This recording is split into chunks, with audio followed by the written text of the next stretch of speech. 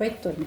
Do livro As Mais Belas Parábolas de Todos os Tempos, volume 2, Alexandre Rangel, no texto Deus está em tudo. Conta-se que um monge havia ficado em reclusão durante 20 anos em um mosteiro na Índia, vivendo apenas para meditar, trabalhar, ler as escrituras sagradas com o intuito de alcançar a iluminação. Após completar o período de reclusão, o monge achou que havia atingido a iluminação e saiu dizendo a todas as pessoas que encontrava pelo caminho que Deus estava em tudo, nas árvores, nos animais, na terra, no céu, nas pessoas. O monge, em estado de êxtase, foi em direção à cidade com a intenção de falar para o maior número de pessoas que Deus estava em tudo. Ao encaminhar-se para o mercado, surge de repente um enorme elefante, desgovernado, correndo em sua direção. Mas o monge ficou parado, afirmando para as pessoas que Deus estava em tudo e também estava no elefante. Por isso ele não lhe faria mal nenhum. As pessoas que estavam no mercado gritavam para que ele saísse do caminho do elefante, mas ele permaneceu indiferente, dizendo que Deus estava no elefante. Por isso não corria nenhum perigo.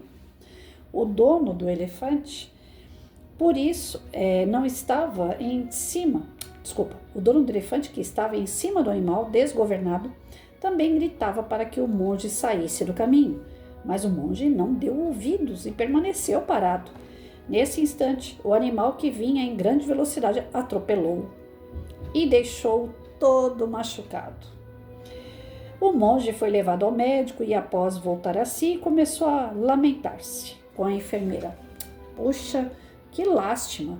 Acabei de perder 20 anos da minha vida, os quais passei estudando, trabalhando, lendo as escrituras sagradas com a intenção de alcançar a iluminação, e quando achei que havia compreendido que Deus estava em todas as coisas, um acidente horrível, principalmente naquele elefante, mas veja só o que ele me fez.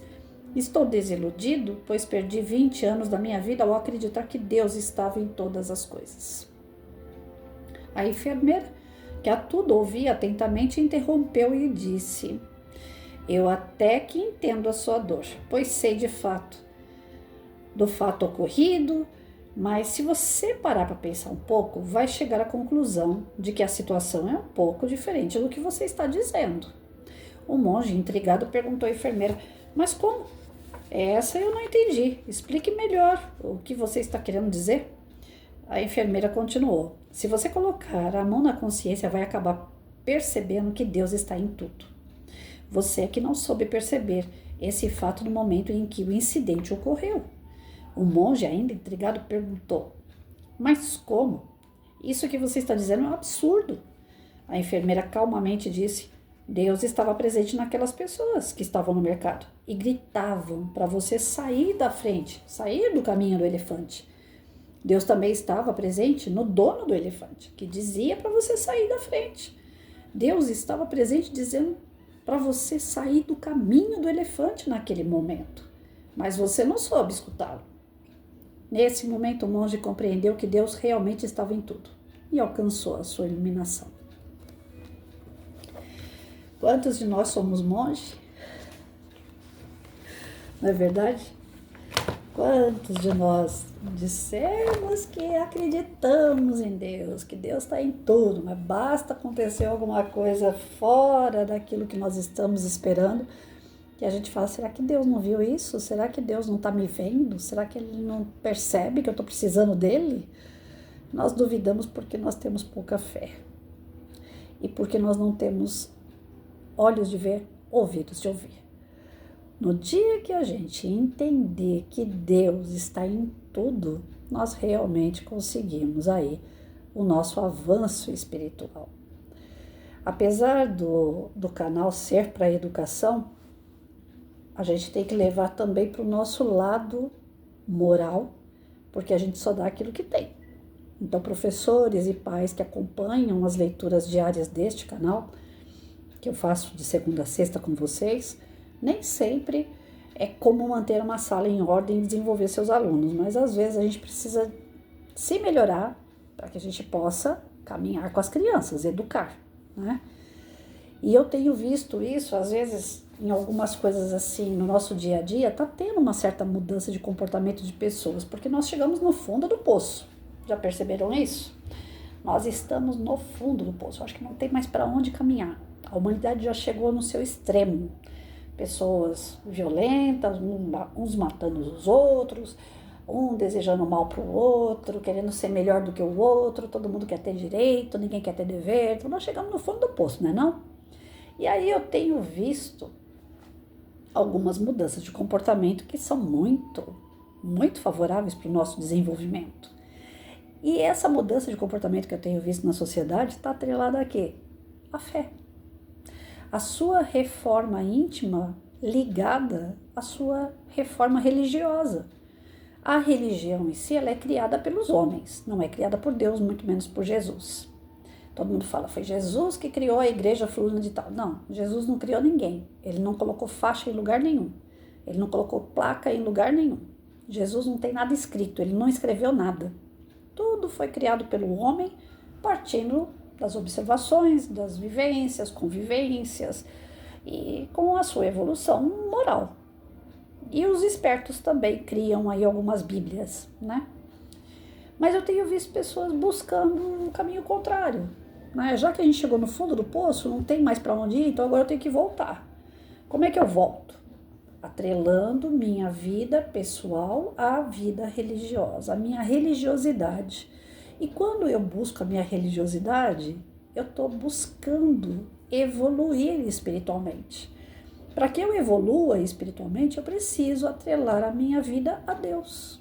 Eu preciso compreender Deus. Que se eu não compreender parte dos ensinamentos de Jesus, o caminho que ele ensinou para que eu chegue até Deus, eu vou ficar para trás. Porque eu estou vendo todo mundo degladiar entre si.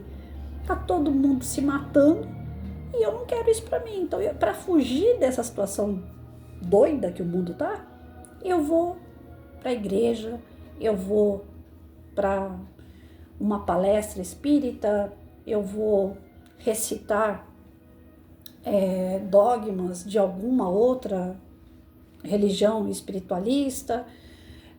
Então, assim, cada um buscando a sua saída, mas diante de um cara só, Deus. Ele pode mudar o nome entre as religiões que foram criadas pelos homens, mas é um só, Deus é um só. E quando a gente está buscando essa divindade, a gente vai encontrando no caminho situações que nos colocam à prova, situações que nos deixam pensar assim, será que Deus existe? Será que ele está me vendo? Será que ele está fazendo alguma coisa por mim? Nossa, ele viu uma moça morrer lá no vulcão e ele não fez nada, ninguém socorreu porque Deus não ajudou? Nossa, tem pessoas que agora com 2 graus, nós estamos tendo uma temperatura de 2 graus de madrugada. Será que Deus não está vendo essas pessoas morrerem de frio? Então a gente questiona diante das adversidades e perdas que Deus não está ali. E Ele está. Né? Se a pessoa foi bater lá no vulcão, ela tinha que se preparar para todas as adversidades possíveis e impossíveis que aconteceriam com ela ali. Ninguém colocou ela dentro do vulcão, ela foi porque ela quis.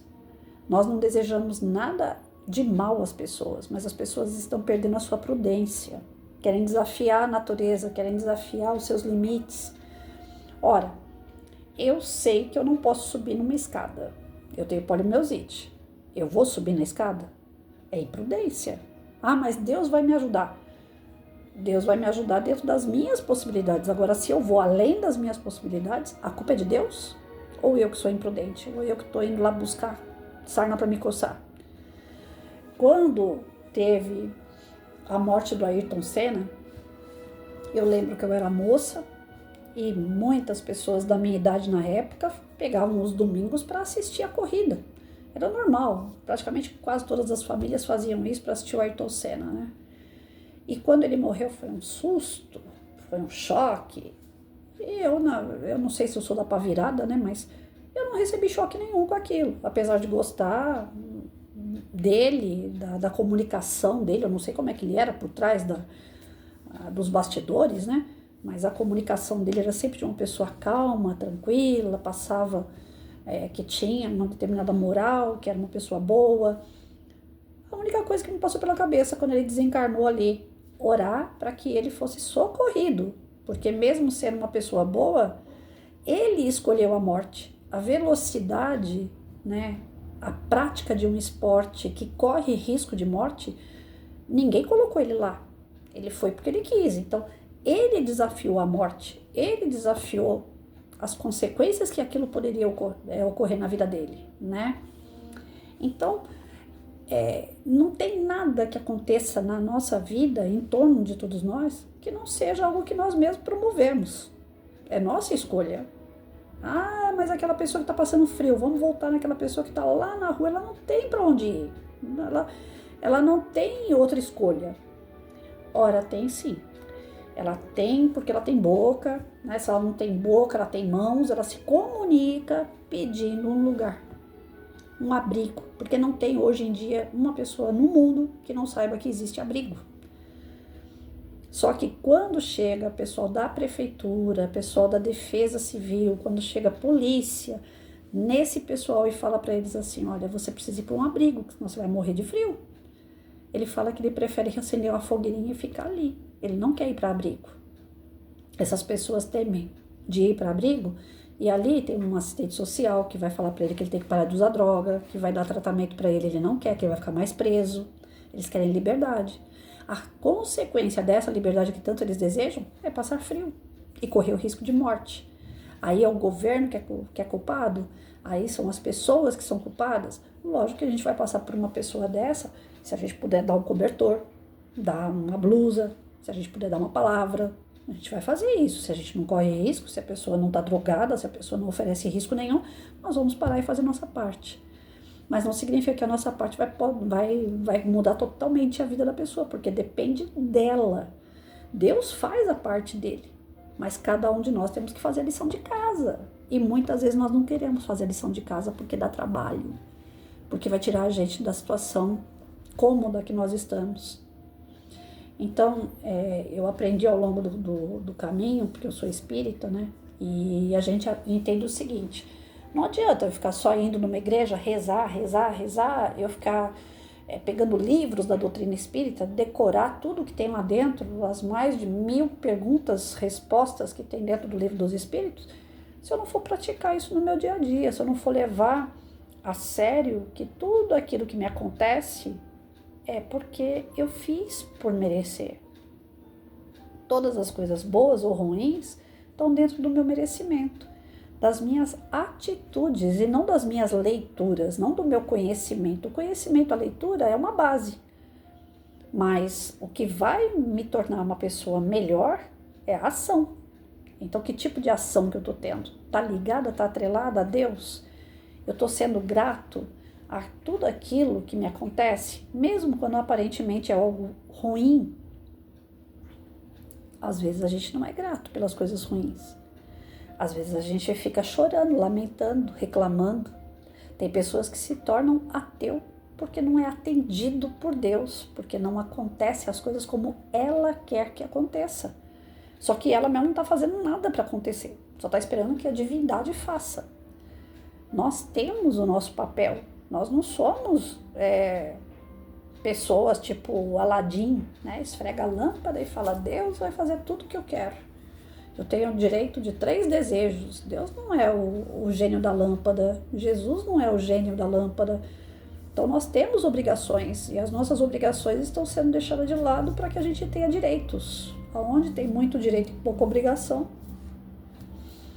dá problema, né? Vai dar consequência ruim ali. Como diz a molecada, vai dar ruim.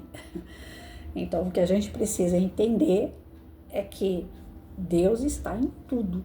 Porém, ele vai agir de acordo com o nosso merecimento. Nós temos que fazer a lição de casa. Nós temos que nos melhorar.